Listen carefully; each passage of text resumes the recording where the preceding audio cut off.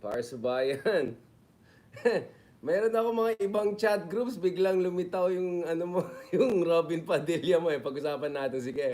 Let's start with Robin P. Ayan, wait. Mali, wait lang. Okay, alright, ito.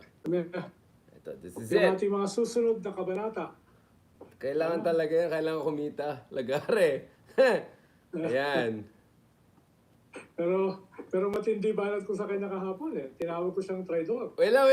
Naka-live na ako dito sa gilid. 1 second. Ay, sorry. Wait lang. Bakit dito nag-ano? Walang ya. Ayan. Okay. Yun. That's it! Here we go! R&R brought to you by. Ayan. Kamusta naman dyan? Secretary LIAMAS, ang bagong paborito ng bayan ni Robinhood Padilla. Hindi kita kayang habulin, Richard. Ikaw ang crush ng bayan eh. Let's no? go! Let's go! Kanina may mga ano kami. Alam mo naman, mga Viber group ng mga titos of Manila, nakikisabay na ako. Biglang lumitaw na naman yung ano, mga banat ni Robinhood Padilla. Akala ko, si Jay Batumbakal yung binabanat. Tapos biglang nag-reply yung hindi si Ronald ulit yung binabanat yata. Mga ano daw, UCCC ba yan? Ang tawag yung KSP daw. Yan. KSP, kulang sa pansin. Ano yung UCCC? Ano ba yan? Nagpadala ko ng thank you note sa office niya sa Senado. Yan. Nagpadala dahil yung kulang sa pansin ay may pumansin.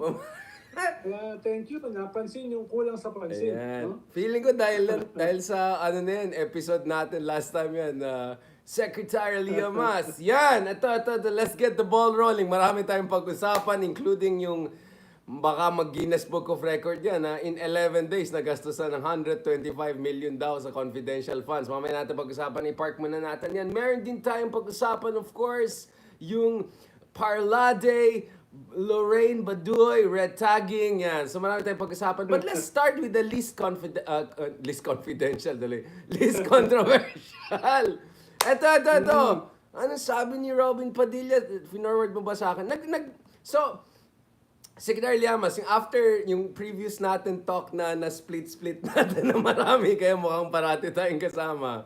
Mukhang may pahabol kanina si Senator Robinhood Padilla, wag daw makialam sa ating mahal na presidente, hayaan lang daw natin siya.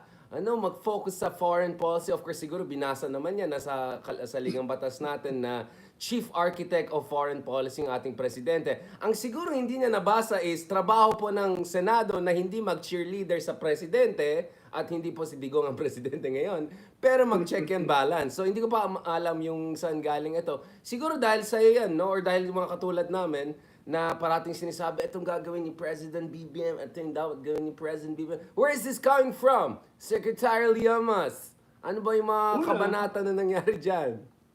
Last weekend, Richard, naglabas siya ng statement. Pinupuri niya si President Bongbong for taking a peaceful track. Ito si Robinhood Padilla, right? Tension sa South China Sea, no? Yun yung kanyang kwan. Tapos nung Lunes, ay nung na-interview ko, ay medyo sinagot ko uli siya. Sabi ko na naboto siya as number 1 senator. Yun, So may inaasahan sa kanya yung mga bumoto sa kanya. Yun, Hindi umaasa yung mga bumoto sa kanya na maging spokesperson ng China. Yun! Oo. Inaasahan sa kanya maging spokesperson ng Pilipinas. So yun yung nabanggit ko. Binanatan ko yung statement ni Foreign Ministry spokesperson Mao Ning ng China. Ang sinasabi na tayo ang may kasalanan. Tayo ang nagpo-pollute sa South China Sea. Tayo ang hindi totoo na winasak nila yung mga coral reefs. Correct. Nakita mo, Richard, front page yan last week, di ba? Yung coral reefs, no? At binanatan ni Secretary Gibo Chodoro na sabi niya ay hypocrites at saka sinungaling ang China. sagot ni Gilbert Teodoro dun sa spokesperson ng Foreign Ministry ng China. Yun, no? So, nagsalita rin ako tungkol dyan. No, na inulit ko lang yung sinabi ko last week dun sa mga sagot kay ROBINHOOD Padilla. Yan! No, Let's go! Na kailangan ayusin niya. Paano? Yan. After kasi na namin magsagutan, Right. sumagot naman si Senator Trillanes. Nakita mo ba yun? Dalawa yung Nako, sagot isa sa pa kanya. yan. Isa pa yan si Oo. Trillanes. Nako, Dalawa yung mainit, sagot sa init, kanya. mainit na. Let's go. Sabi ni Trillanes, sino naman may sabi sa'yo na nawala sa atin yung Scarborough? Yun, no? No? Yan pa May naman, yan ay natamaan. contested pa rin. Pero hindi pa yan nawala. Right. Kaya huwag mong sabihin na yan ay inagaw ng panahon ni Pinoy. Yes. No? Tapos may isa pa siyang sagot. Kahapon yata, no? May sagot din si Senator Sanel Trillanes. So, sumakay na rin ako. Alam mo naman ako, mahilig sumakay. So, sumakay na rin ako. Cloud chaser daw tayo. Cloud chaser, Ronald. Oo, kulang sa pansin, nagpapansin ulit. Ang sabi ko, Let's sabi go. ko kay ROBINHOOD Padilla, yung hindi naman talaga inagaw. Yun. No? Hindi naman talaga inagaw dahil nagkaroon ng standoff, tapos nagdesisyon tayo na sabay umalis. Correct. Diba? Tayo, inaasahan natin, may word of honor in China, na sabay tayong aalis Correct. sa Scarborough, sa Baho de Masinloc. Ang problema, tayo lang pala yung umalis. Sila nagstay na ron. Yeah. At hindi na pinapasok yung ating mga isda.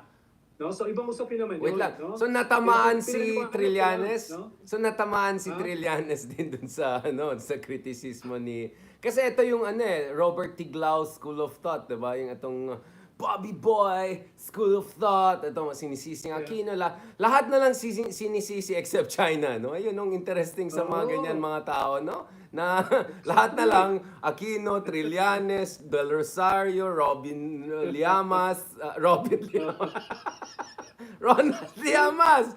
Ayun na naman tayo, Tito Boy Soto. Ay, lahat na lang sinisi except China. So minsan mapapaisip ka what's going on here. Pati Vietnam sinisi na rin. Oh, lahat na lang. Sinama na lang doon. Pati si Obama, hindi lang sinisi siya. So sumagot pala si Trillanes. Kailan din natin interview pala si Sonny. Nakalimutan ko lang yung sagot na kahapon. Mainit to, mainit. Pero, at saka medyo galit si Senator ROBINHOOD Padilla dahil medyo maraming bumabanat sa kanya sa social media. Medyo backlash, no? Doon yata siya nagalit, no? Na-hurt siya. Kasi number one siya. Halos 95% nung sumasagot sa kanya sa social media, puro mga puro mga banat. Meron nga, mga nagpakilala ng mga vloggers, sabi nila, ay sila ay mga pro-Duterte. Right. Pero sa issue ng South China Sea, ay kontra sila sa sinasabi ni ROBINHOOD Padilla. Sabi pa nga nung napanood ko ng mga 5% kasi na lang sila, Ronald. 5% Oo, sabi na lang nila. sila. Natuwa naman ako. Sabi nila, kahit tiklawan si Ronald Liamas, kahit Ayun! tiklawan, no? Basta usapin ng soberenya, usapin ng South China Sea, Yun. kakampi namin siya. Yun. Na-touch naman ako.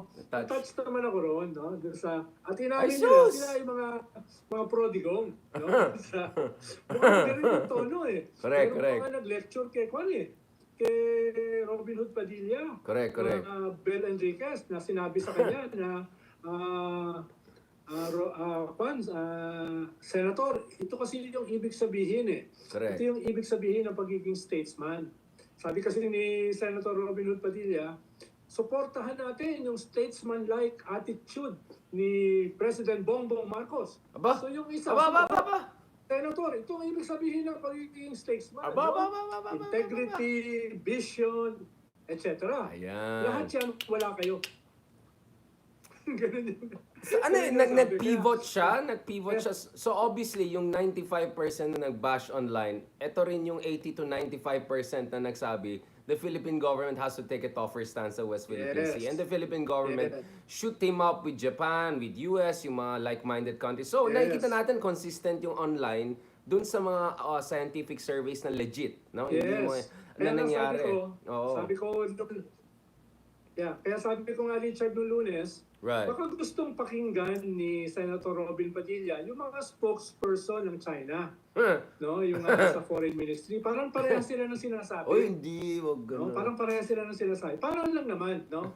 Kaya nga sabi ko, hindi ko sinasabi na traidor sa Pilipinas si Senator Robin. Sabi ko, dahil baka ma-confuse yung mga tao. No? Baka ma-confuse yung mga tao. Dahil lalo na, yung nag-interview sa akin, si Michael Fahatin.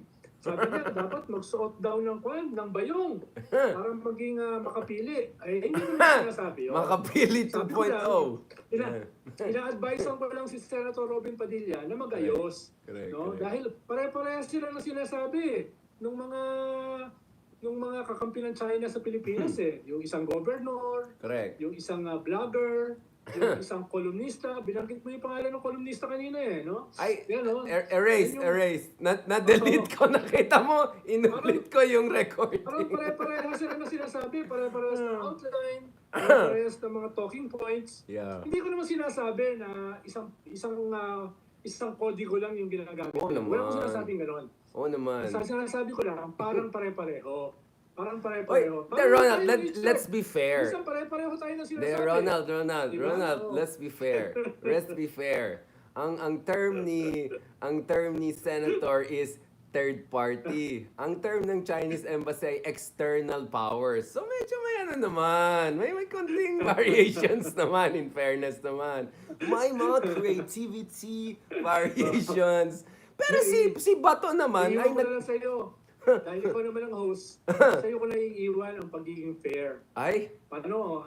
Kami kasing mga leftists, kami, very partisan kami, no? Ayan na. Sa mga issue na yan, So, very emotional kami, no? Sabi kasi ni Senator Robin Padilla, ba't nang gagalaiti tayo? Bakit nagagalit tayo kaagad? Nagduduruan pa lang daw. Yun ang ginamit ng words, duruan pa lang. Ang sagot ko dyan sa kanya, kung hindi ka nagagalit sa ginagawa ng China, no? Kung hindi ka magagalit. Kaya yun naman ang sagot niya ulit today, no? Yung sagot, pabayaan na natin ang presidente, huwag na tayo makialam. Dahil alam ng presidente kung anong gagawin. No? Parang ang gulo. Na-confuse ako. Ano ba nangyari? Medyo nagba-backpedal na siya ng medyo na-confuse. Kaya ganun na siya mag-backpedal. Ang kanyang pag-backpedal, yung kanyang graceful exit, ay pinupuri niya yung presidente na maiba yung sinasabi sa kanya. Hindi mo napansin? Ronald, sige.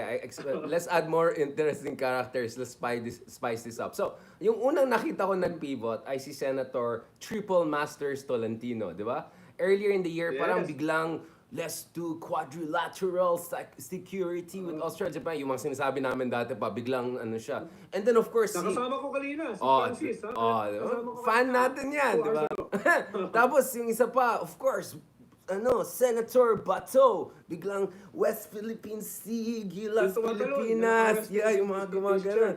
So nagpipivot na palang iba, naiwanan tong isang to. Etong isa, nandun pa rin sa 2020, 2021. So mukhang nagpipivot, pero parang wala namang kinalaman si BBM sa usapan. Biglang, BBM dito ka, protektahan ka namin dito. Wala. Alam mo, parang nagbabasketball ka, biglang sumali ka sa kabilang laro. Parang wait lang, ba't ka nandito? Di naman kami. Medyo magulo. Ang tawag dyan ng bunso ko, style bulok.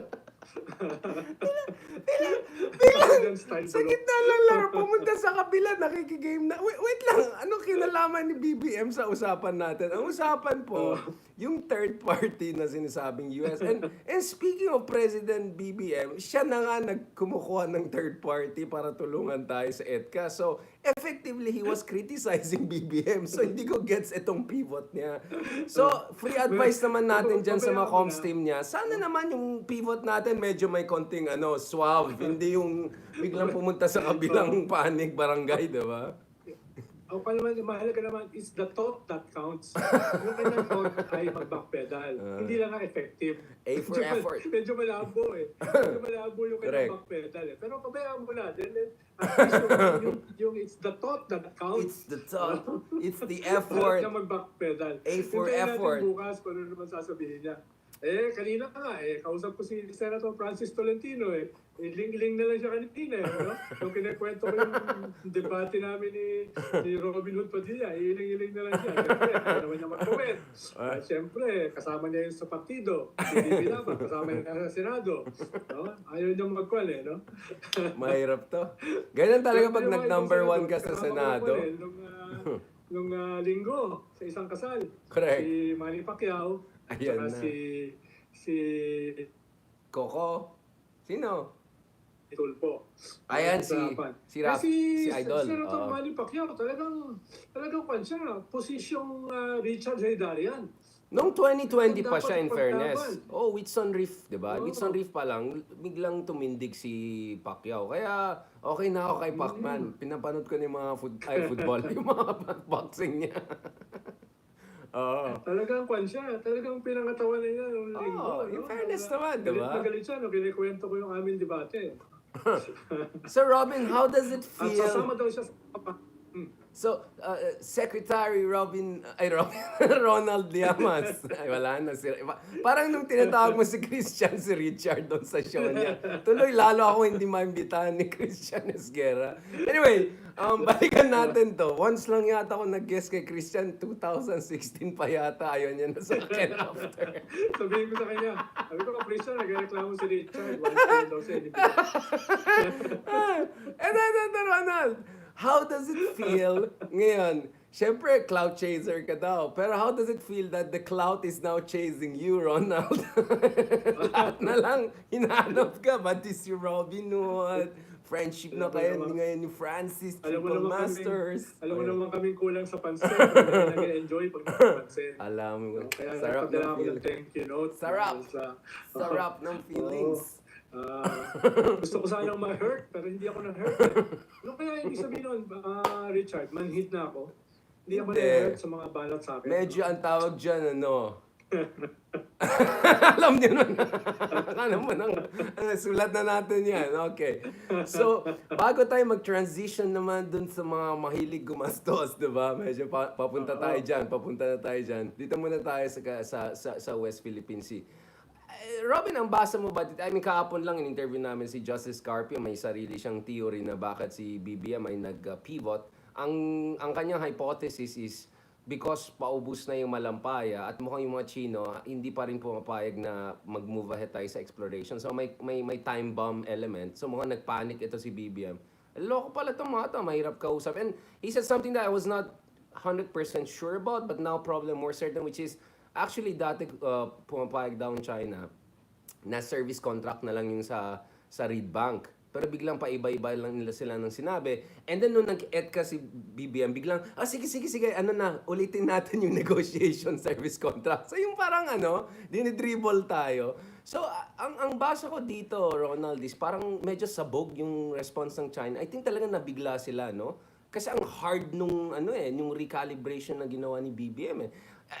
You defend it, pero BBM's admin, maybe not himself, sounds more aggressive pa sa China kaysa yung mga kaunahan ng panahon ni Pinoy at saka yung towards the end of Pinoy administration. No? I mean, look at what Giboy is saying, look at look at J. Tariela ng Commodore Tariela ng Coast Guard. I mean, sobrang next level. So, I think nabigla talaga ng China at hindi ko alam. Speaking of which, anong ginagawa ni Special Envoy, pangalan niya?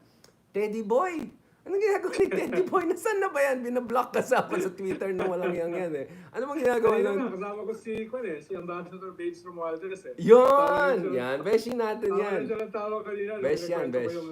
Yung aming spot ni Senator Robinhood Padilla. Pero tingin ko tatlong bagay Yeah, sige lang. Tatlong bagay, Richard. Una, ay nakita naman niya na nung panahon ni Digong, kahit very, very pro-China si Digong, yung mga commitments na 24, 25 billion, wala naman talagang pumasok. No, yun yung una. Pledge trap. Malalaki dyan, yung mga big ticket, yung mga fast train. Yeah. Diba? Wala nangyari doon. Tsaka yung 500 hectare industrial estate sa Clark, wala nangyari doon. No?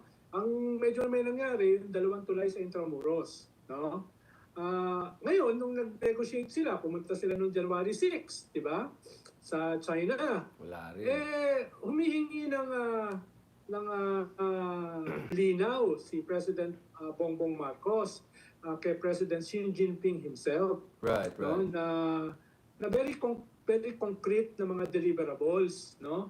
Mukhang walang naibigay na commitment, no? Right. Siyempre, nagsimula naman yung pivot ni Bongbong Marcos nung last year pa. Right. Pero lalong lumala yan nung trip niya sa China, yung kanyang first state visit sa China nung January 6. Right. Dahil mukhang na-realize niya, walang maibibigay ng China. These are, again, all MOU. No? Yeah. So yun yung una. Ikalawa, nakita naman ni BBM sa mga surveys, sa mga briefings sa kanya, 90-95% of Filipinos are critical dun sa aggression ng China sa West Philippine Sea.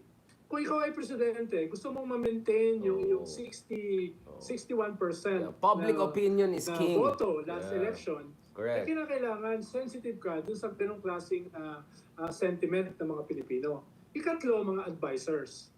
Tingin ko isa sa mahalagang advisor sa kanya si Ambassador Babes Romualdez, right. No? Na galit din ang China. So tingin ko yun yung tatlong factors na nakatulong dun sa pivot at pag-sustain ng pivot ni President Bongbong Marcos. Not to mention, Ronald, also of course the Biden administration going, the extra mile to charm BBM and say you have sovereign immunity. And of course there's some conspiracy theories that it may have gone more than that, but I don't want to go down into that. Yun ang gusto ng mga pro-China people. But biglang yung mga ibang pro-China people galit sa corruption, sa money laundering, sa mga Caribbean. Like, wow, that biglang change tone kayo ngayon kasi naging critical sa China si BBM. I'm hearing this from pro-China people. Uy, BBM daw made the deal with the US daw na ganito. Like, wow, concerned kayo bigla sa corruption ngayon at saka money laundering. But anyway, yun yung conspiracy theory nila, no? Of course, we're just saying. But Ronald, of course, this is what I want to ask, Ronald, no? Kasi kanina actually, kudus naman sa, sa mga Philippine National Police at JLG friends natin sa Davao kanina sa may lecture tayo. Maraming kaming pinag-usapan. Isa dyan, of course, yung issue ng Edca, no? I want to ask you, because the Edca was negotiated under your administration during Pinoy's time, no? Yung Edca na negotiate ni noon, tapos yung Edca ngayon na gusto ni BBM, may continuity ba? Or ikaw bilang isang progresibo, Ronald, last time I checked, you're still a progressive. No, I still see you in the same circles. Natatakot ka ba na baka mag-overcorrection tayo dito under BBM? Kasi ngayon may mga proposals na yung mga Amerikano ilagay din natin sa Ayungin Shoal, yung mga Amerikano padala natin sa Pag-asa. Medyo nagiging kung saan-saan pumupunta yung discussion Parang wait lang hina-hina lang, ayusin muna natin yung sabog na policy ni Digong. Mamaya tayo mag-jump dyan. But my fear, Ronald, is baka magkaroon tayong overcorrection. Ikaw bilang isang progresibo, but at the same time someone who was from Aquino admin that negotiated it, Edca, how do you feel about the trajectory of the Edca negotiations? Based on alam natin, of course, we are not privy to confidential information, but from yung mga smokes na nakikita natin, anong stance mo dito sa Edca na yan? Well, una ay nung nangyari yung Edca nung panahon ni Pinoy, mas modest yung Edca. Under kasi yan ang Visiting Forces Agreement. So parang pa lang siya expansion or concretization ng VFA. Diba? Lalo na nung panahon na yan, ay very aggressive yung China doon sa kanilang island building. No? Yung island building ng panahon na yan. So, may ganong klase. Pero, very calculated Very minimal yung mga troops. Tapos, yan yung mga old camps. Wala namang bagong structures na tinayo. At wala namang mga armaments na pumasok. Diba?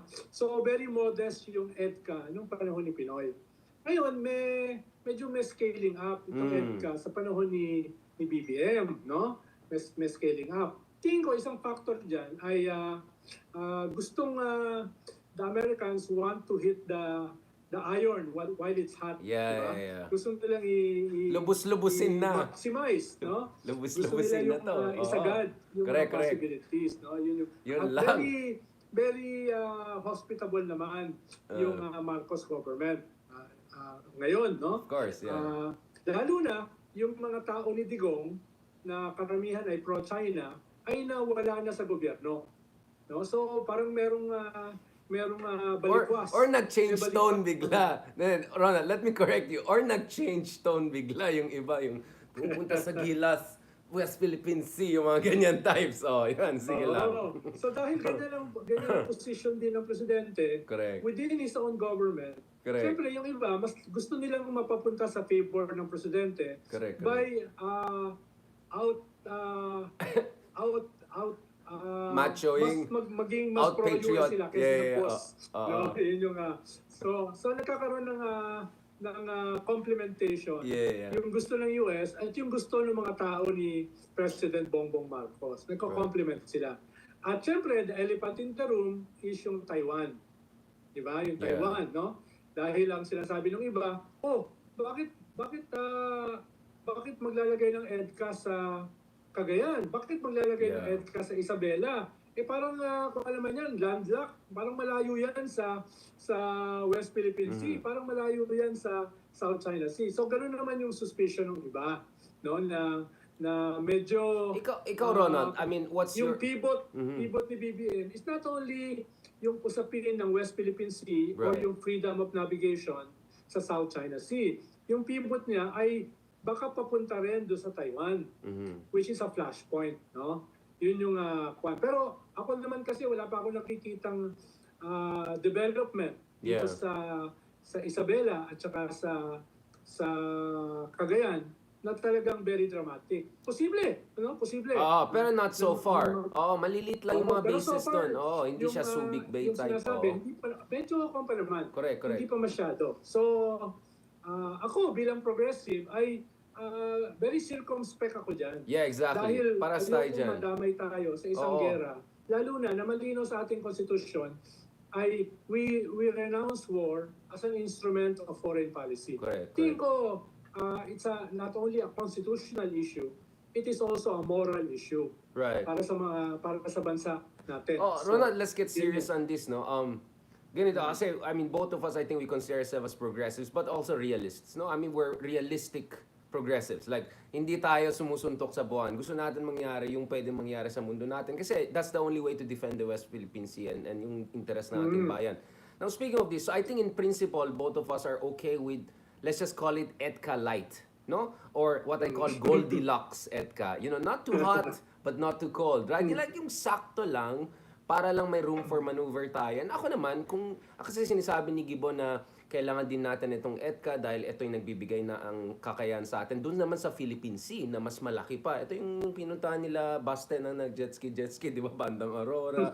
Papuntang Philippine Sea, Menham Rice, di ba? So actually, if that's the reason to get more interoperability, more skills, more transfer of technology, surveillance, yung tinawag na ISR, no? Intelligence, surveillance, reconnaissance, ganun.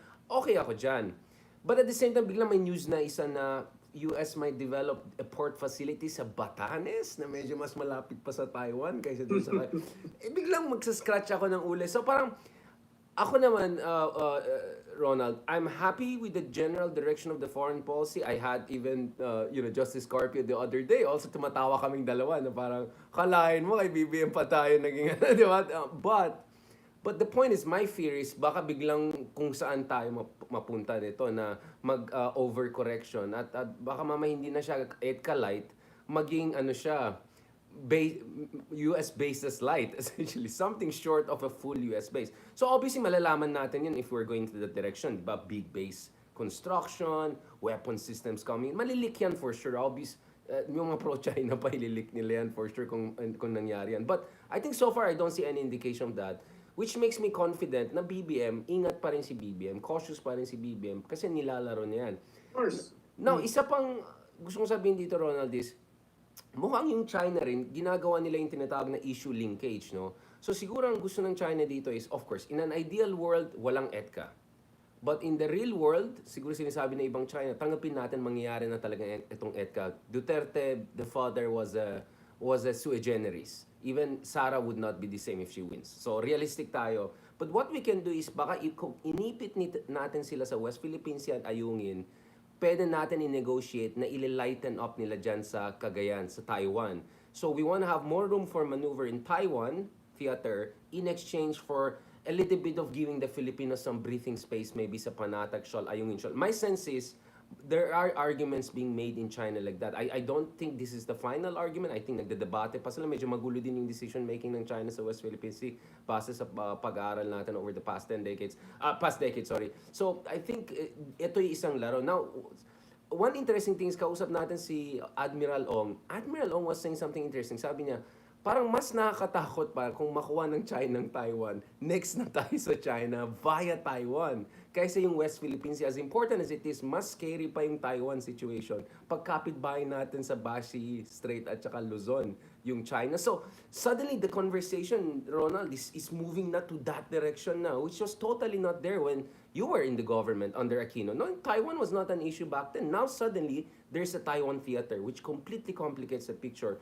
So kaya ngayon siguro, dapat level up talaga yung level of strategic thinking natin. No? I mean, Ron, how are you seeing this multiple theaters and calculus coming together? Medyo nakakatakot din kung isipin mo, to be honest, no? Una, yung sabi mo nga, Richard, pwede kasi itong mga game of light and shadows ay merong mas nakatagong mga objectives, mga tactics. Yeah. Halimbawa, ako, almost sure ako na sineset ng China yung predicate para tanggalin yung BRP Sierra Madre. Nung sinabi nila na may presidente na nag-commit na tanggalin ang BRP Sierra Madre na wala namang umaamin, maliban kay President Aguinaldo, no? That's setting the predicate. Ikalawa, yung sinasabi ng spokesperson ng China last week, no, na yung BRP Sierra Madre is the one polluting Ayungin, no, with their rusty waste at other waste. Ano kaya yung other waste na sinasabi ni Mao Ning? No? So, there's baka may mga ginagawa dyan, hindi natin alam. No? So they're setting the predicate para tanggalin yan. Talagang asar sila dyan sa BRP Sierra Madre. It is hindi lang figuratively but literally a thorn on their side. A rusty thorn on their side. Tetanus. Kaya sooner or later tatanggalin nila yan. So hindi ako magugulat na yung iba nag-scale up naman doon sa ibang aspeto. Correct. Para magamit nila para to negotiate na, hindi namin itutuloy yan, pero huwag niyong galawin yung BRP Sierra Madre. Yun yung ini-imply mo kanina. Correct. No? Yung malicious mind mo. Yun yung ini-imply mo kanina. Ikalawa ay tayo naman, in principle, sang-ayon naman tayo sa demilitarization. Ibig sabihin, not use Edca for military scaling in an ideal world. Pero, sabi mo nga, let's face reality, hindi naman magde-demilitarize yung unang nag-militarize. Exactly. Diba? Yung gumawa ng first scene na nag-create ng mga islands as aircraft carriers with missiles, with fighter jets, with submarines, etc. Hindi naman tayo na una or our allies. Nauna yung China eh. Kaya ako, kung kakayanin, yun pa rin yung call, demilitarize the South China Sea. No? Pero halos imposible na mag-demilitarize ang China. No? Ngayon, tayo naman, we're facing the biggest navy, the biggest army in the world, no? Wala naman talaga tayong chance kung magiging frank pa tayo, di ba? Kaya humihingi tayo ng tulong, hindi lamang sa usapin ng West Philippine Sea, sa usapin ng freedom of navigation in one of the most important waterways in the world.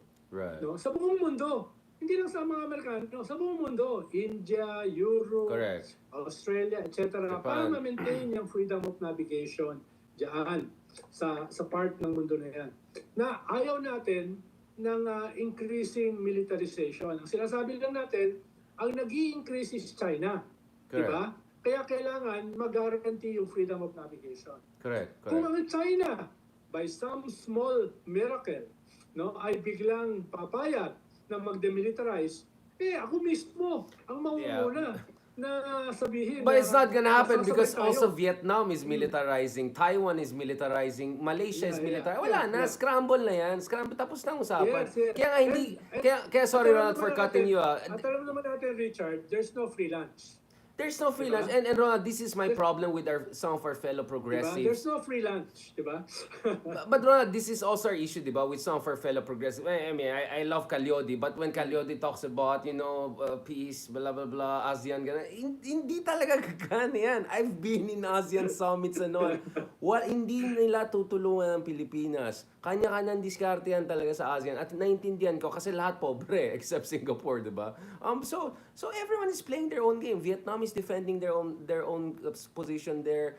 In fact, Ronald, I mean, I'm not gonna put you on the spot, but my criticism of Pinoy time was, bakit wala tayong ginawang mga structures on the ground? I mean, refurbishment on the ground dyan sa Pag-asa nung panahon ni Aquino. Kasi dito, sangayon ako kay Lorenzana, tama yung ginawa nila Digong administration, not Digong himself, but the Digong administration, na at least inayos yung aspalte ng konti, inayos yung water desalinization. Yun yung problema ko yung idea na, so hindi ako believe dun sa purong legal lang. Kasi kung wala kang backup on the ground, mahina, wala din tayong ginawa I feel medyo oversensitive tayo dun sa moral high ground na argument. I think that was naive. I'm sorry to say it, yeah. Well, naging dahilan din kasi Francis. Wow! Bumawi na si Robin na.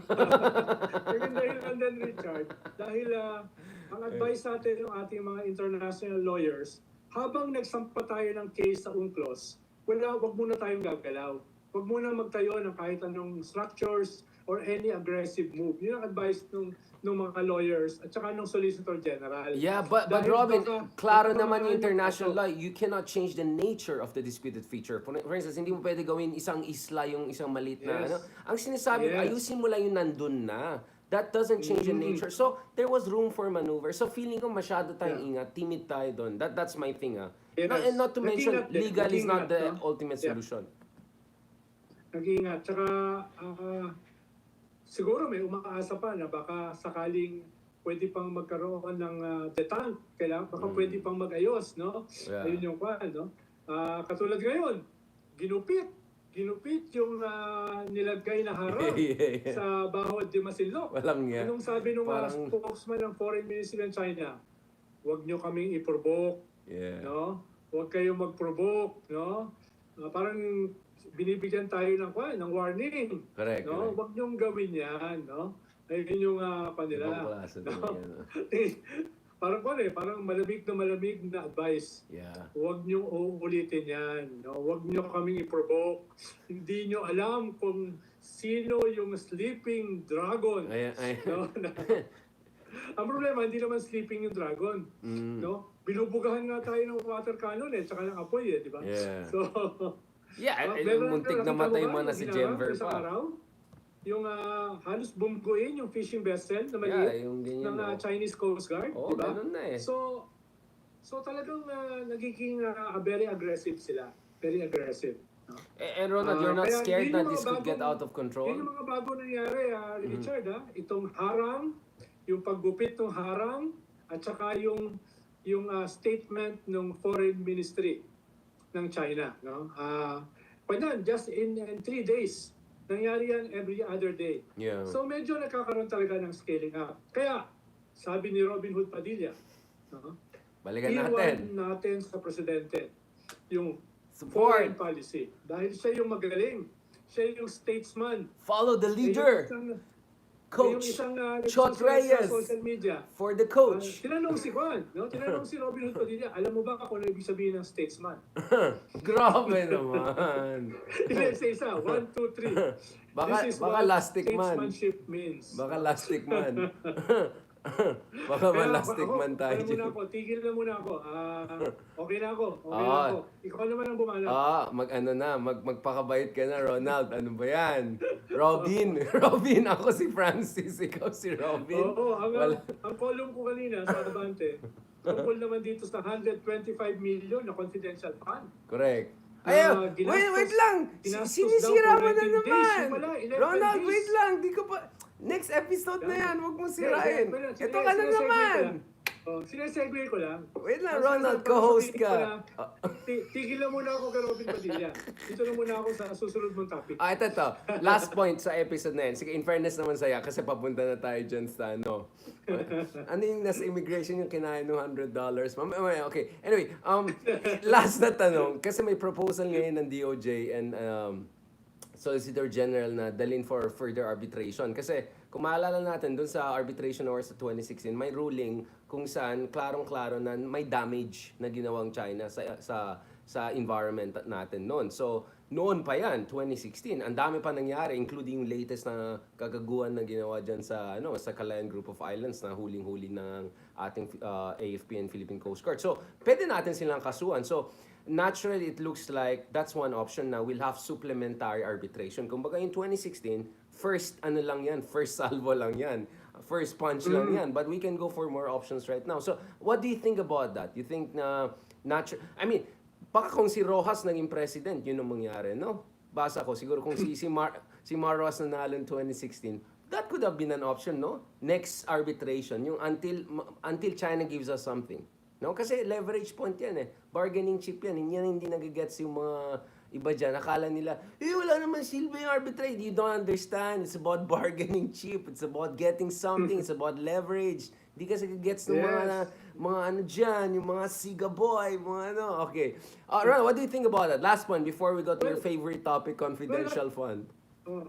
Last July, nung anniversary ng UNCLOS, nagkaroon ng forum sa Asian Institute of Management. Si former Solicitor General Hardalesa, former Justice Hardalesa, no? Yan yung pinresent niya. The possibility of filing another case. Supplementary. No? At mukhang meron silang usapan ng kasalukuyang Solicitor General Guevara. Last week, nagkaroon uli ng forum sa UP, sa Malcolm Hall, no, on the same topic, no, yung possibility na magsampa ng kaso. Pero hindi ako nakapunta last week. Yan yung pinag-uusapan. A few days ago, saan ka pumunta, Ronald? Saan ka pumunta? Kung kanina ba akong appointment. 2 days ago, nag-guest si Justice Hardalesa sa ANC. Yan yung nakita ko yan. Nakita ko yan sa YouTube. Yung possibility na yan. So mukhang nagsisimula na magkaroon niya ng traction. For now. Kasabayan yung proposal na i-elevate sa UN General Assembly yung ating UNCLOS victory. No? Para kay Risa naman yan, kay Risa Ontiveros. Hindi na lang kay Risa dahil ginawa na yan pinagbotohan na ng Senate. Nagsimula yan kay Risa, ngayon naging na yan, resolution ng buong Senate as a whole. No? Kaya parallel moves para i-scale up yung legal aspect nitong West Philippine Sea. Right. Kaya hindi ako magugulat kung yan ay mag-scale up again in the next few weeks. No? Dahil mukhang may traction for now. At mukhang hindi lang ito usapin ng mga opposition, hindi lang ito usapin ng civil society, mukhang merong possible alliance between different stakeholders, including the government. No? Grabe, no? Nagko-converge na lahat, no? Parang endgame ba yan? Yung sa Justice, yung endgame na nagsama-sama lahat ng mga grupo-grupo. Parang gano'n na nangyari. Si Avengers! Thanos! Avengers! Yung Thanos, yung mga nagsama-sama lahat. Parang gano'n. No? I know. This is crazy. Parang Netflix to. Pero sino kaya yung Incredible Hulk? Si Bato! Si Gilas Boy. Mukhang nandun siya kay Thanos Sa side siya ni Thanos. Uy, wag gano'n. Nag-effort naman si Baby Hulk. Medyo nandun na siya sa kabila. Alright, Ronald, park muna natin to. Mukha lang naman. Mukha sinasabi nandun. Uy, ang ganda ng shirt naman niya. Pinaghirapan nila yung West Philippines nila. Body fit. Who are you wearing designer? Okay, park muna natin to. Huwag natin ubusin tong topic na to. Kasi for sure may response na naman si Robinhood mamaya. So, may part 3 pa yan eh. Parang ano yun eh, Marquez versus Pacquiao. So, i-park muna natin yan. Let's finish this episode. Let's now talk about your favorite topic, confidential fund. Alright, medyo may mga bago na naman tayong mga updates dito sa Netflix series natin. Ha? Thank you very much, Secretary Liamas, for your very thoughtful A for effort analysis. Thank you so much. God bless. Anytime, Alright. Richard. O, Boom. tama, Richard. Ito. Ronald. Okay, ito, next. Woo! Okay, ito na. Medyo kinakabahan na ako dito sa next topic natin. Woo! Stretching muna tayo. Okay, let's go. Alright, Secretary Liamas, medyo na-warm up po tayo dun sa rematch nyo ni Robinhood Padilla. Now, let's go to the next level. Pag-usapan naman natin eh. Laban. No contest. Oh, grabe naman. Laban, Ano naman? Baka pwede pa sa kantahan. Pwede ako lumaban. No? Tsaka ano, hindi wag na. Next time ko na. Kagabi kasi, nandun siya sa 50th showbiz anniversary ni Bong Revilla. Alright. No? Meron din nag-imbita sa akin doon. Buti na lang hindi ako dumating. Nandun si Robinhood Padilla, kumanta. Yung kinanta Hindi, niya mabait nung yan. campaign. Mabait yan si Bossing Robin. Pag in person, mabait yan. Siyempre, kailangan na, pakita nga na yan. Pero, yeah, good guy yan. Good guy. I'm very confident he's a nice guy. Now, tayo rin naman good guy, din naman tayo hindi eh. pag ayoko sa'yo, ayoko talaga sa'yo. Ganun ako eh. Hindi ako plastic. Pag ayoko sa'yo, aasarin lang kita tapos uwi na ako. Now, let's go to this, Robin. Ronald, sorry, ito na, sorry Francis ako ha. Ito. Sir Ronald Liamas. Ito. So meron tayong update ngayon na medyo mas exciting pa pala itong mga confidential fund na yan, no? So, in 11 days daw, gumastos daw ng halampas sa 120 million. So, we're talking about almost 125. 125, right? So we're talking about $2.5 million almost being spent in less than 2 weeks. Medyo pang ano yan Emirati, medyo Saudi style na royalty medyo. So so yung mga iba nag-analyze na kunyari kung meron kang informants, meron kang mga intelligence people, kinalculate nila yung daily expenses mo para magastosan mo yung 100. Kasi intelligence dapat siya, di ba? So kung may informant ka, makanong So parang ang dami informants at ang ganda ng daily expense. Yes, and anong mobilization po yung nangyari? Confidential fund. So Ronald, the reason I'm asking is because not only were you a secretary for political affairs, so essentially Chief Marites secretary ni Pinoy, but you come from a family, pinag-usapan natin, people who work in the security agencies and intelligence world. So I'm sure you know a thing or two about this. At not to mention, at one point, kalaban mo rin sila, di ba? Bilang isang aktivista and progressive. Can you explain to us, in what universe you can spend 125 million in just over a week na pang-intelligence gathering, confidential fund, yung mga ganun. Can we operationalize it? Just para lang meron tayong, para lang ma-imagine natin paano magastos ng $2.5 million almost. Yeah. Alam mo Richard, no? Posible yan eh. Yeah. Posibleng gamitin yan. Mm. Kung yung operasyon, yung stilong Mission Impossible. medyo, no?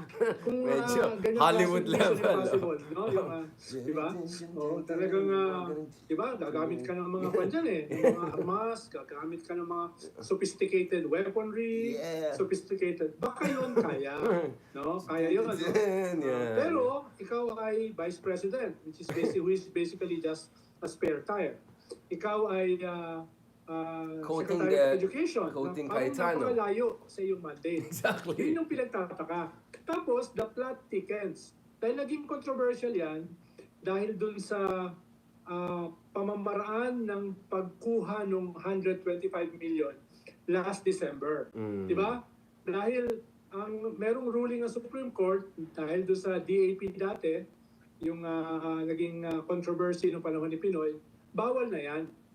Bawal na yung gawin na ikaw ay magta-transfer sa ibang department no? Na wala namang appropriation Allocation to for, department yeah, na exactly. yun. So very clear yan, no? Kasama ang ponente pa nga niyan, alam ko si Justice Bersamin eh. Yes, Kaya yes. very knowledgeable si Executive Secretary Bersamin nung ginawa niya yan, no? Ngayon, ang paliwanag ni Congresswoman Stella Kimbo, hindi!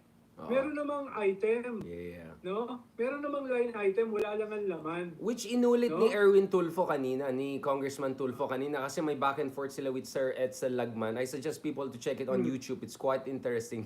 Medyo may, and Lagman openly said, wala, hindi ako sinasagot. Hindi nga pwede kung zero tapos bigla mag-transfer ka, maglagay ka. So the argument of the other side is discretionary fund to. Hindi pwedeng mag-transfer ng appropriation. So binago. Hindi ito galing sa Office of the President. This is not a transfer. This is now a release from a contingent fund. Yeah. Ano sa contingent fund kasi, almost anything pwede. Of course, within certain parameters. Pero basically pwede. Such as? It's supposed to be emergency fund eh. Yeah. Kaya nga contingent eh. Yeah. Contingency eh. Di ba? So, yun ang ginamit nilang justification. Kaya ngayon, ang nagbago naman, yung yung araw. Dati kasi, ginastos yan for 19 days. Ngayon, kinorek mismo ni Stella Kimbo. Dahil according to COA, 11 days lang. So nagbago yung medyo no? Ronald, before we push more on this, sorry if I cut. Ako, to be fair, from a security standpoint, I understand that you need some flexibility in terms of allocation because of course, yung Kongreso last year, ang pinag-usapan, the situation could have moved dramatically over the past 3 days lang kasi security ang pinag-usapan. So I think, in theory, the argument that you cannot affix a particular amount for a contingency issue because by nature, a contingency issue cannot be forecasted, especially by the Congress last year. I get that argument. Yeah. Except the problem is may ruling na tayo sa DAP, meron tayong demarcation of ano yung mga powers of the Congress. So on a technicality standpoint, meron talaga argument yung opposition. Although I would argue that yes, naintindihan ko yung argument na in theory, kung wala saning ruling sa DAP and all, it makes sense na wala kang fixed amount, kaya nga contingency siya. But there still should be a parameter kasi hindi ka naman pwede gumawa lang ng kwento-kwento. So, I think this is where, I won't say it's a mitigating factor, but I think that's why siguro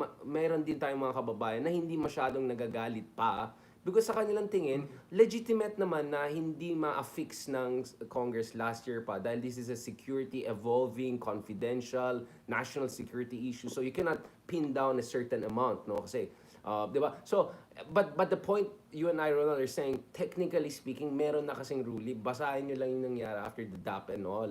So, you cannot just make the national security argument when there's already a ruling that is very strict about the procedures. So the procedural argument, yun ang ginagamit ng opposition. And we work by procedure. That's what a liberal democracy works for. No? So kaya nga hindi gumagana yung argument ng kabila na substantively there should be some level of flexibility because this is a contingency situation. So I'm just trying to be fair here, Ronald. No? Kasi I'm just trying to distinguish within the procedural argument, which is constitutionally correct, and the substantive argument which makes sense from a national security standpoint.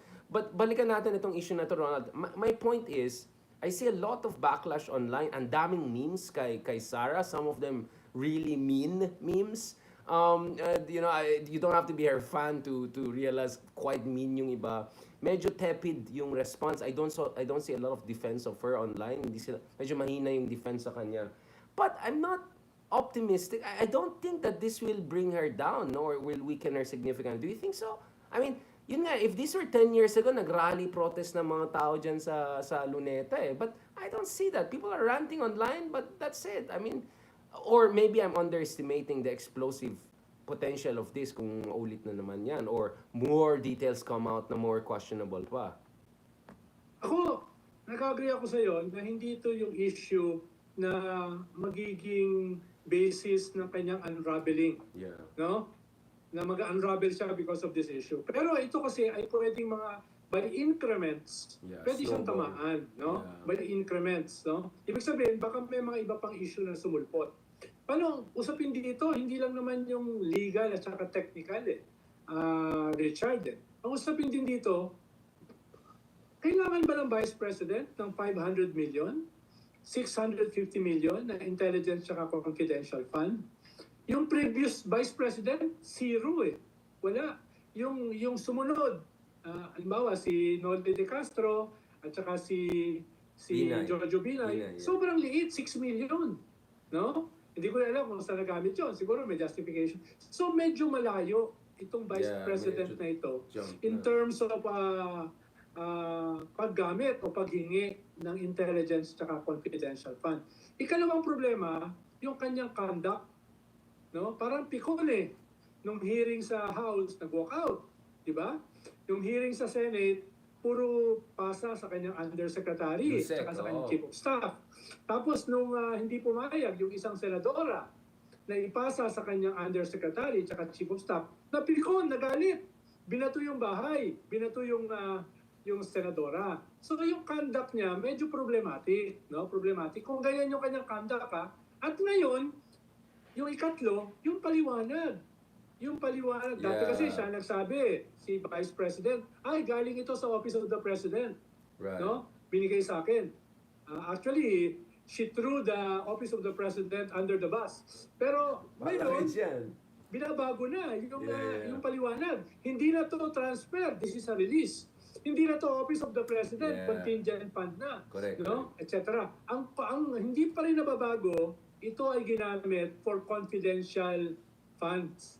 No? Kaya doon pumapasok yung sinasabi mo na napakaraming memes, napakaraming atake, napakaraming ridicule. Paano mo gagastusin, no? Yung 125 million in confidential medyo funds, absurd ang dating. Absurd na medyo in 11 dating. days, na ito yung ibig sabihin ng confidential fund. Diba? Ito yung ibig sabihin. Safe houses, no? Vehicles, informants. Yan yung ibig sabihin eh. So, what's happening? Yun ang tanong. Kaya siguro, hirap na hirap kang sumagot. No? Dahil it's beyond explanation. No? Kaya, yung sinasabi mo na hindi pa naman siya dito guguho. Probably. Pero, tatamaan siya. No? Kahit pa paano, tatamaan siya rito. At kung may iba pang issues na susulpot, related or unrelated sa issue na ito, ay pwede yung mag-escalate later on. Paano? 5 years pa naman eh, susunod na eleksyon for the presidency, di ba? Yun too early to take punches eh. Oo, too early. Early rounds pa lang, baka ma-knockdown pa yung, di ba? I mean, may potential knockdown dito eh. Yun yung problema, 12 rounds pa yan Richard eh. Kung ikaw ay nag-peak too early, mahirap i-sustain yun. Di ba? Kung nag-peak ka 5 years earlier for a certain position like the presidency, medyo hindi ganun kadali yan. At may crosshair sa'yo.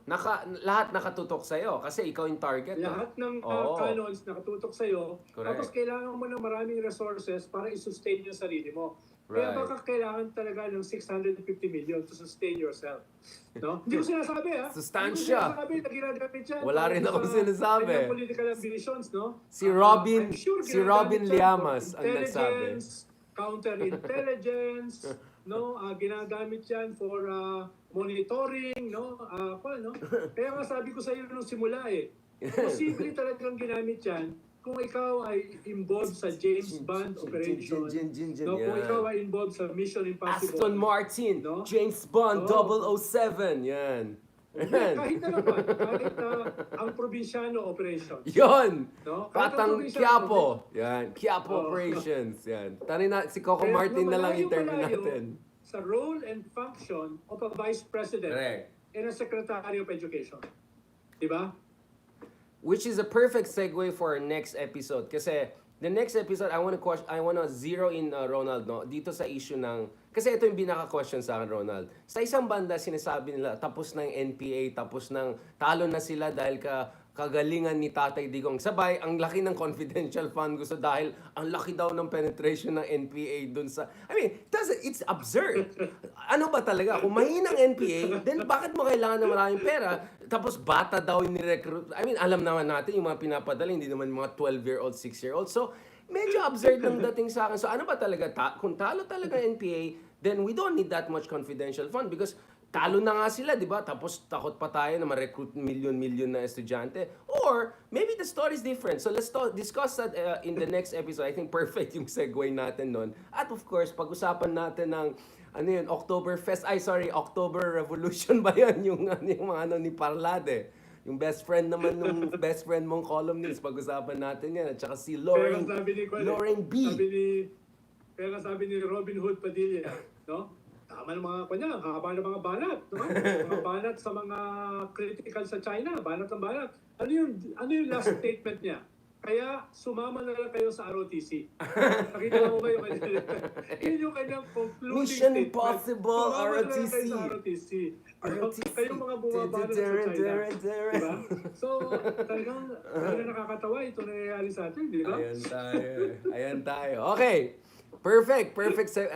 Gumagaling na tong co-host natin. Medyo nag-gets na yung segue natin. Yun ang, hindi nag-gets ng tao eh. Nagpapatawa lang ako pero actually I'm calculating everything. Napapunta tayo sa next topic. Perfect. Thank you very much, Secretary Liamas, for your very entertaining intervention on a fiscal issue. Alright. Para sa bayan.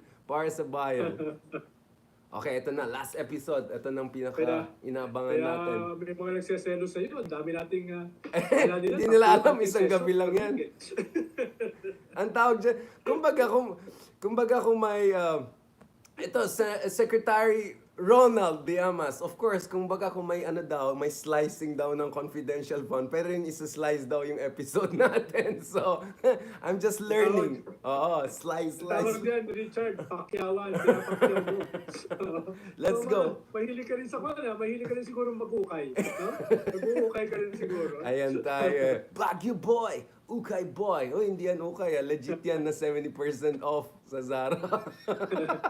Anyway, let's talk about this because the big argument behind the confidential fund for a non-security department, I mean, I think you and I, like any reasonable person will agree that kailangan ng Philippine Coast Guard, kailangan ng AFP, hindi ko alam dun sa sinasabi ni Gibo, diba? Pero kailangan ng lahat ng legit na security agencies ng more budget considering we're facing a giant, right, in the West Philippine Sea. And not to mention yung mga bakery, forums, mga ganon. So, kailangan talaga natin ng funds yan.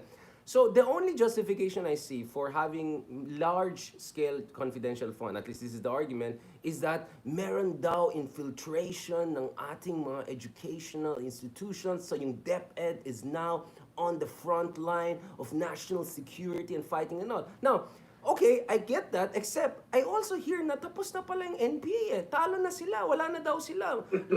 So, ano ba talaga? Tapos na ba sila? Or ang lakas, they cannot be two things at the same time na totally opposite. They cannot be so overwhelming and super scheming and infiltrating mga 6-year-old, 7-year-old kids' classrooms. And at the same time, ay wala na, tapos na yung ubus na yung lahi nila. You cannot have two things at the same time. So this is the fundamental problem I have, Ronaldo. When it serves their purpose, i-exaggerate nila yung power ng NPA and communists. When it serves their purpose, they also say tapos na sila. Like, so Ronald, let's have a real talk here, no? Which is, ito na, medyo uminit, pumupula na ako. So, sa yung palagay, because you were Secretary of Political Affairs, you are someone who's aware and very familiar with the progressive movement. You have been following the peace process and the not so successful peace process negotiations between government and the communist movement, etc. Ano ba ang kalagayan talaga ng communist movement sa Pilipinas? Ang NPA po ba ay paubos na? Ang NPA po ba ay lumalakas pa? Or ang NPA po ba ay nasa hibernation? Lalo na ngayon, wala nang Joma season, wala na yung mga Tiamzon. What's going on? Ron, what is your assessment of the state of the communist NPA movement in the Philippines? What's the real score?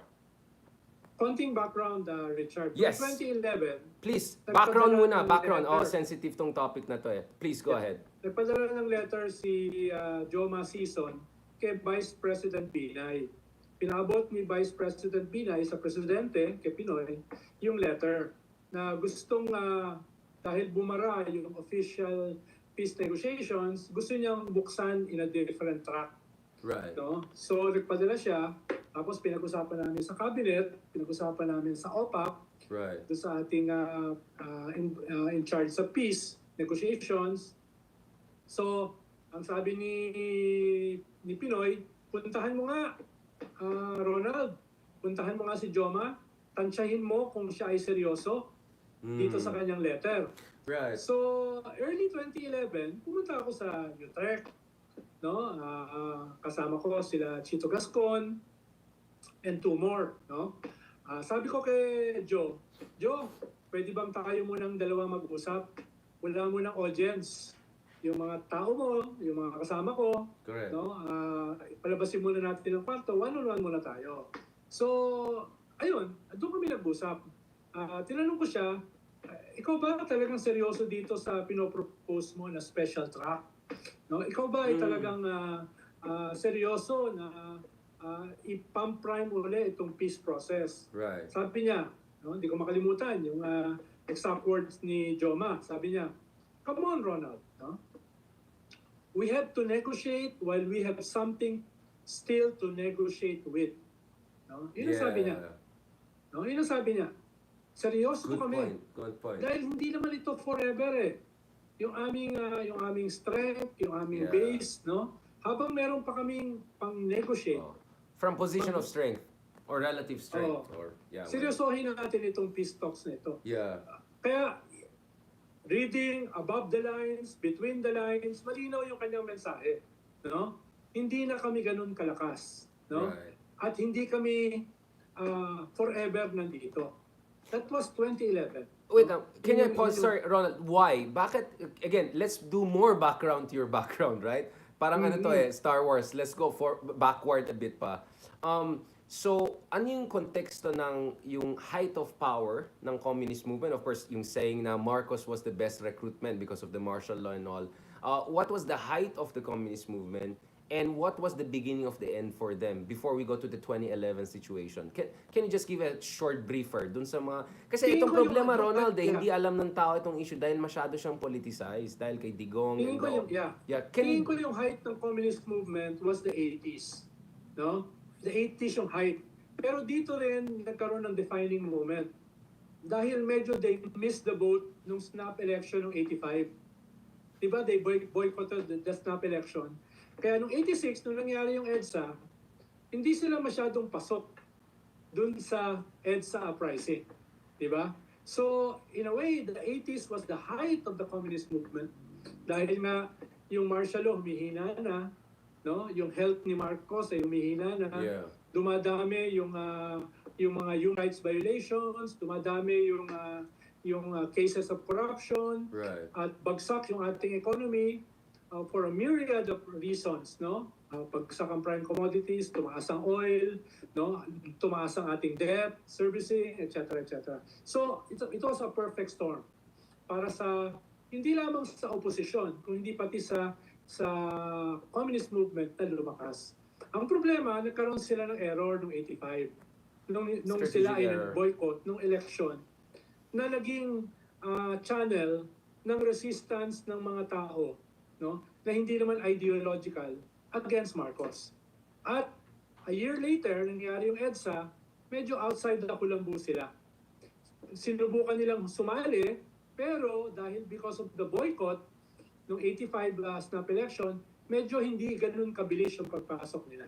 So, kumbaga, Ronald, sorry. It is a Dickensian, the best of times and the worst of times. Can we pause it there? When you say height of their power, in military terms, did they have like 100,000 troops or something like that? Just to quantify, just to give an idea when we say height of their power, like in terms of number of membership, number of... Siyempre, hindi natin sigurado yung numbers. Guesstimate. Pero meron siguro silang mga 20,000 combatants, no? Siguro, the same number para sa mga militia, yung mga partially armed na mga political operators. At ang mas mahalaga yung base. Malalaki yung kanilang mga mobilization, marami silang members, maraming cadres, no?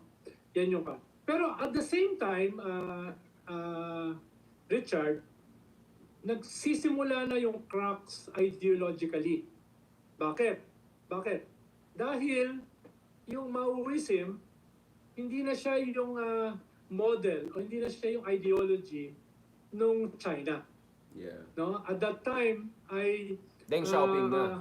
Medyo talagang nung 70s tsaka 80s medyo umaatras na yung China sa Maoist ideology. Right. No? Nagkaroon na sila ng opening up both economic, at saka ideologically. Kaya ang tawag na nila, socialism with Chinese characters. No, hindi na siya Maoism. Nagsisimula na yan. So, tapos yung Communist Party sa Pilipinas ay very hardline Maoist pa rin.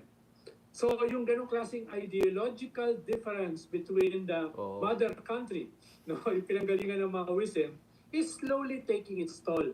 Kaya within the party, may iba-ibang ideas na nagsisimulang mag-permutate. Wala nang connect. Wala nang connect. Fast forward, noong 1991, nagkaroon ng major split within the Communist Party.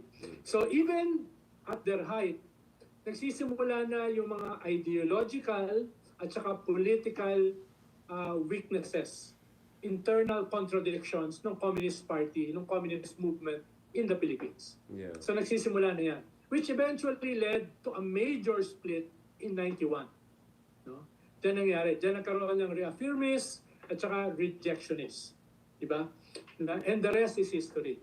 Can you explain again, Ronald, because our audience is, let's just say, quote-unquote, mainstream, no? So, who are the reaffirmists, who are the rejectionists? Just for people to understand. Well, the reaffirmists are yung mga, ang tawag nila, i-reaffirm nila yung Maoist ideology. Together with the organizational and political strategy connected with Maoism. No? Na isolate the cities by the countryside, no, peasant-based revolution, etc., etc. No? Yung rejectionists ay parang let us explore other socialist ideas. Right. Let us explore other ideas other than Maoism. No? Okay, Maoism is part of the history of socialism. Pero wag tayong masyadong maging dogmatic. Lalong-lalo na, wag nating i-absolutize yung armed struggle. Yes, so crucially, no? you rejecting usage of violence to overthrow the existing regime to put some sort of Hindi naman rejection, pero sinasabi lang nila ay wag i-absolutize. Ibig sabihin, open pa rin sila sa pero other hindi siya forms primary, of armed struggle. I see. Pero hindi na siya yung automatic na primary. And all other struggles should be subsumed to it. Ibig sabihin, no, ang pinakamahalaga, armadong pakikibaka. Parang yung ganung klase. Yun yung reaffirmists. And rejectionists are saying, rejectionists are against that, na hindi dapat pangunahin ang armed resistance. Pwedeng may iba't ibang strategies of struggle at hindi ibig sabihin na yung armed ang dominant. Pwedeng political, electoral, etc. No? So meron mga iba ine-explore yung urban uprising. Yung iba ine-explore electoral.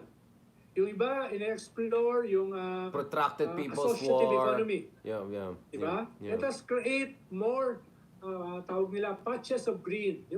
Let us explore direct democracy. No? So para dun sa mga reaffirmists, that is anathema to Maoism. No? Pag lumabas ka na dun sa dogma ng Maoism, ikaw ay traitor. You are a traitor. No?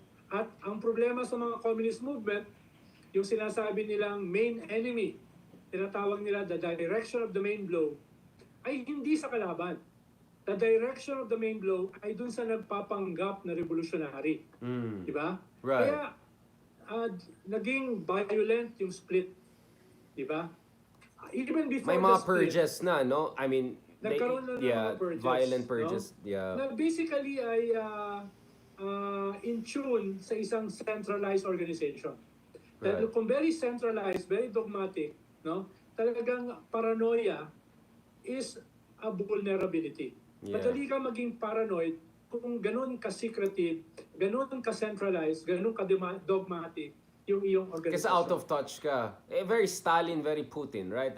It's almost inevitable when you purong yes man lang, you're removed from reality, your power, absolute power. It happened to Stalin, it happened to Mao, it's happening to Putin now. So I think this is not something totally alien to us, no? Now, Ronald, so just again, for the information of some people who are not very aware of this, I just felt we finally have to talk about this kasi hindi siya, I just don't feel it's properly understood in even mainstream informed political discourse, right? So where is Akbayan here vis-a-vis this rejectionist reaffirmist split? Saan naman papasok yung mga grupong katulad ng Akbayan who are more democratic, Well, Akbayan social was never a democratic? part of the Communist Party. Diba? Akbayan came from different traditions. Civil society, no, political parties, NGOs, no, at saka yung mga tinatawag na mga democratic socialists at saka social democrats. So, talagang iba kami. Oo. Although, More Bernie nagsimula Sanders. Oo. At saka yung Akbayan, nabuo much later. 98. Yeah. Nabuo siya much later. Pero, nung early 90s, meron na mga usapan. No? May mga usapan na within different forces. Halimbawa, sila Randy David, sila Dodong Nemenso, no? Kami, iba't ibang mga traditions nagkita-kita. Na ang tingin, the movement, the progressive movement should be more pluralist, more democratic, and more open to other ideas. Kahit meron siyang ideological platform, vision, at saka moorings. Right. So, we believe in ideology, but it has to be more pluralistic, more democratic, and more dynamic. Right. Yun yung pa. So, Kaya, more katulad ng Germany, Denmark, yung mga ganyan system, yung mga social democratic system. Well, may similarity in terms of democracy, may similarity in terms of pluralism, may similarity in terms of involvement with electoral struggle. Pero iba kasi yung mga social democrats sa Europe. There was a social pact between capital, diba, between government, and between civil society to create a society na pwede tayo magtunggalian, pero may minimum. Social protection, rule of law, diba? Etc. So, ganun yung nangyari. So, yung social democracy or socialism sa Europe, medyo naiiba dun sa democratic socialism, halimbawa ng Akbayan. May similarities, pero iba. Pero hindi sila communist movement. I mean, I just want to clarify. Hindi sila Maoist communist. They're not. Okay, so that's the most important one. Now, Secretary Liamas, medyo may background na tayo dun sa backgrounder mo nung 2011. So what's happening next? Because alam natin, during the Aquino, one of the biggest achievements, which Digong, in fairness to him, continued, is yung negotiations with the MILF, right? Which more or less succeeded, at least technically speaking. But my understanding was there was a hope that in parallel, maging maayos din itong negotiations with the communist movement. So where did it go right before it went totally wrong, right? Kasi there was lots of hope eh. Oo. Richard, mismo naman yung icon ng guerrilla warfare, si Che Guevara. Ang sabi niya, kung yung constriction ng democratic space, ibig sabihin kung yung pagtanggal ng space for opposition, for criticism, free media, etc., no? Kung yan ay babalik, no? Ibig sabihin, magkakaroon ng freedom of the press, freedom of political parties, no? Freedom to organize, etc. Yung reason for armed struggle, mababawasan. Yeah, mababawasan. Exactly. No? Mababawasan. Dahil yung armed struggle ay lumalakas kung may constriction ng democratic space. That's why yung martial law, pinakamataas yung power ng... Oh, kaya nga martial law. Yeah. Si Che Guevara yan. Hindi yan si Richard Hidarian, ha? Hindi yan si Ronald Liamas, ha? Hindi yan si Robin Liamas. So, after nung EDSA, tingin ko, nagsisimula nang maka-apekto yung democratic space within the armed movement, which is the primary form of struggle of the Communist Party of the Philippines. So, hindi lang siya nangyari sa panahon ni Pinoy. Tingin ko nangyari siya nung panahon ni Cory, ni FBR, etc. No? Bagaman, nandyan pa rin yung New People's Army dahil nandyan pa rin naman ang injustice. Nandyan pa rin naman ang inequality. Which is the root of the nandyan problem. pa rin naman yung failure ng ating judicial system. No? Yung failure ng ating economic system. Pero, yung rational na walang ibang form of struggle except armed struggle ay nabawasan na dramatically. Yun yung nagkakapan. Kaya, in one sense, nagsisimulang lumiit yung armed struggle. Which is the main strategy of the Communist Party. Diba? Yun yung main strategy. All the other forms are subsumed to it. No? nakapailan. So nagsisimula na yung magkwan. Ngayon, yung ating military, no, at particular moments, papalakihin yung dami ng insurgents para din ma-maintain yung kanilang budget o ma-increase. But kung wala na yung insurgents, mababawasan na rin yung reason for being ng kanilang budget. Di ba? Lalo na yung intelligence fund. So, war economy. Kaya minsan, yung ginagawa ngayon, ginagawa yan in the past. Pero ang kaibahan ngayon, nagsisimula na mag-pivot papunta sa external defense rather than internal insurgency. Because of the bigger communist threat. Yun yung nagbabago. Kaya hindi na nila kailangang bulahin yung mga tao na ganito karami ang mga insurgents, ganito karami ang kalaban ng gobyerno sa loob ng bansa. Dahil may peace talks ka na sa MILF May peace talks ka na sa MNLF. Hindi lang peace talks, may political settlement. Diba? Tapos, yung Communist Party nga, nakaalyado pa, sinuportahan pa si Duterte noong 2016. Diba? And for 2 years, yung kanilang mga allies ay na-appoint for the first time, na-appoint sa cabinet. No? So, nagbabago na. No? Nagbabago na. And you cannot put the genie back into the box. Diba? Nakalabas na yung genie, mahirap na ibalik. So, yan yung nangyayari ngayon. No? Mahirap sabihin ng military o ng Secretary of Education o Vice President na kailangan natin ng daang-daang milyon para sa intelligence fund dahil lumalaki, lumalawak, lumalakas ang mga terorista, ang mga komunista. Medyo laos yung argument na yan. Yeah, medyo laos. Mahirap ng pangatawanan yon. No? Laos na yung argument. Mag-imbento ka ng ibang dahilan. Huwag yan. No? Huwag yan dahilan na yan. Kaya yung column ko kanina sa Abante, ang sinabi ko, 125 million ginastos ng Secretary of Education for confidential funds. Tapos, yung Coast Guard, ginastos less than 125 million in 17 years. Yeah. For their confidential And funds. kalaban nila Communist China. And kalaban nila Communist China. Yeah. Lalo na ngayon, ang pinakamalaki is an external threat. Diba? Ang tawag ni Senator Gibo, invasion. So bakit ganun kalaki yung agwat? Right. No, in 11 days, mas malaki pa yung Intelligence Confidential Fund, o confidential fund lang nga ng Secretary of Education, kesa sa Coast Guard in 17 years. No? Yun yung aking title. No? Sa column ko nila. Hindi naman sa pinipage ko yung aking column. Hindi, okay. Okay lang yan. Okay lang.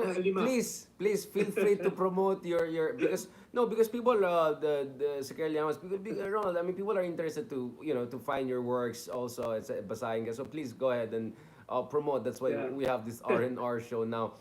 Now, so ikaw, if I were to ask you, anong assessment mo ngayon? So kung height ng power nila yung 80s and the disintegration was happening already for quite some time.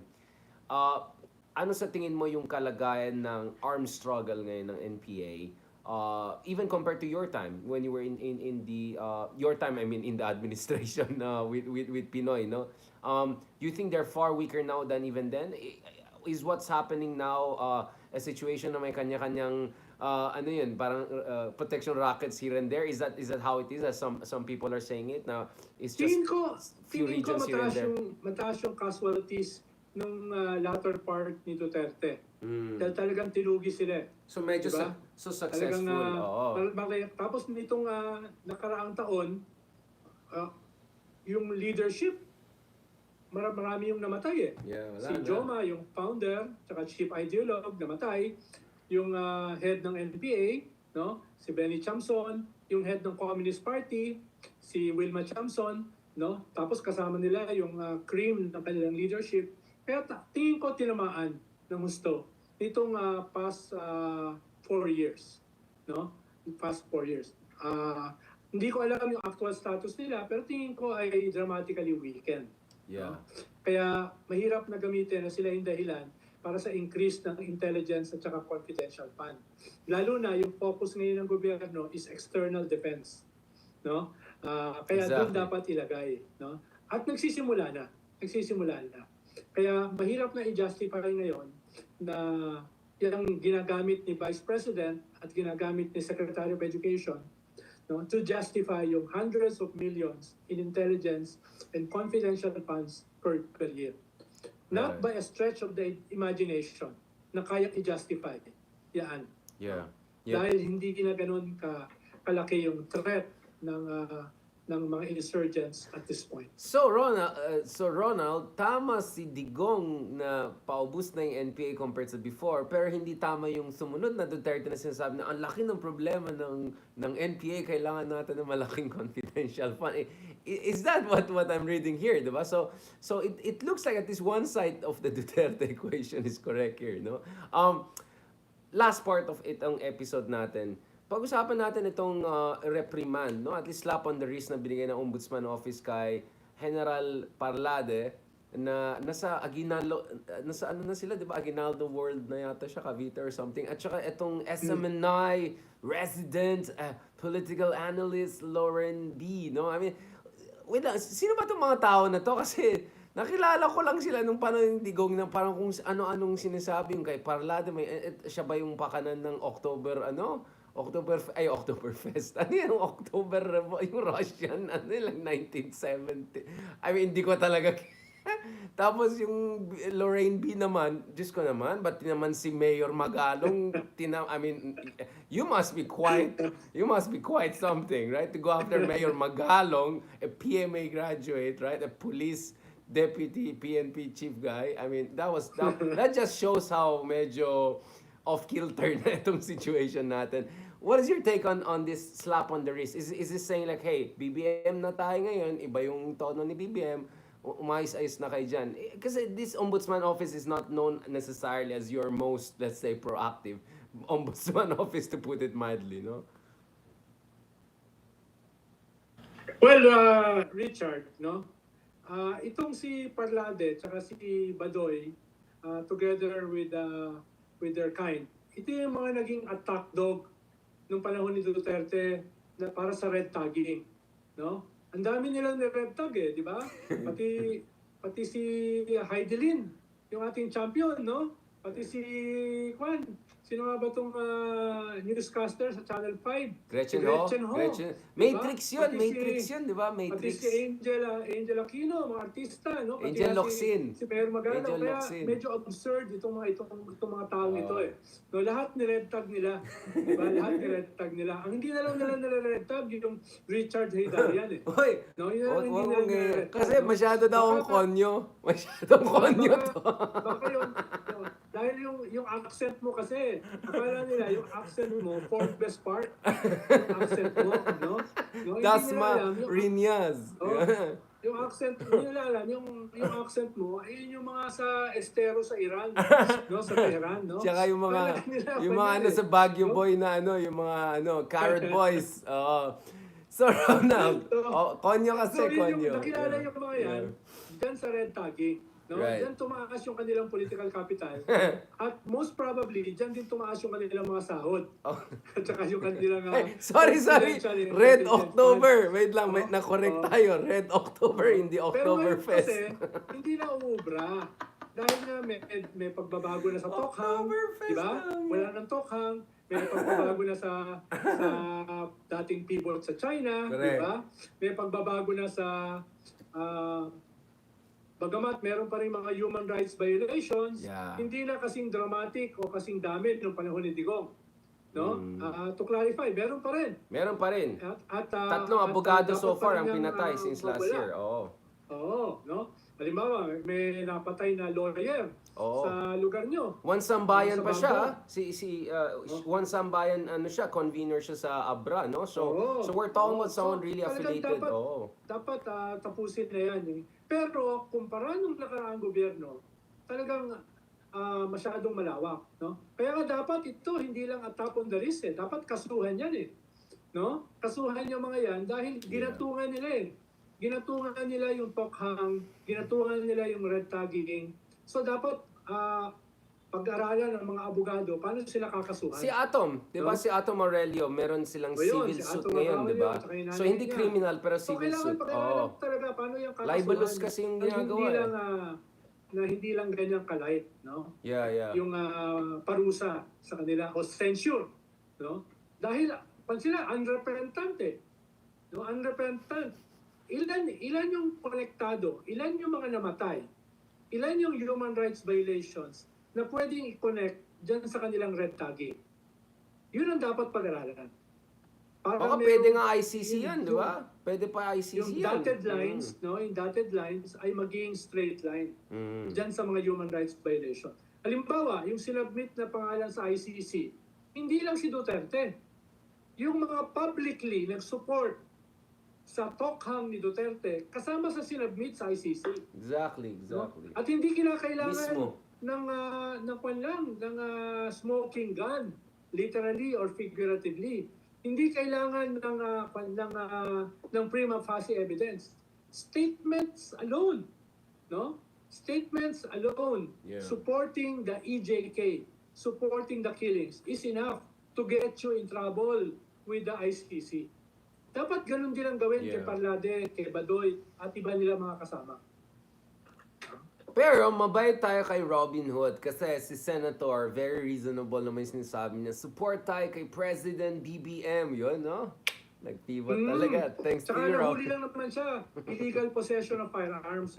Hindi naman siya nahuli Ay, wala sa akong alam EJK. dyan. Wala akong... No, hindi naman siya nahuli sa EJK. No? Yeah. So, In ibang fairness sabihin kay yung- Senator Robinhood, I think, again, I know mababash na naman ako for saying this, but I think his heart is in the right place. It's just that, sana yung energy niya at saka yung political capital niya, medyo lumayan na siya dun sa the whole DDS thing. You're number one senator. Go for your own legacy. Dapat Robinhood Padilla, sir, go for your own legacy. You can do a lot of great things, including for your community, the Moro Muslim brothers and sisters that you represent in a way, no? So kaya nga nasasayangan ako ng konti. Pero in fairness naman kay Senator Robinhood, nag-pivot naman siya, di ba? Support naman tayo. Except, just to remind you, hindi po trabaho ng Senador to cheerlead for the executive. Medyo may sarili kayong trabaho. But besides the point, maybe we can discuss that separately. So I think...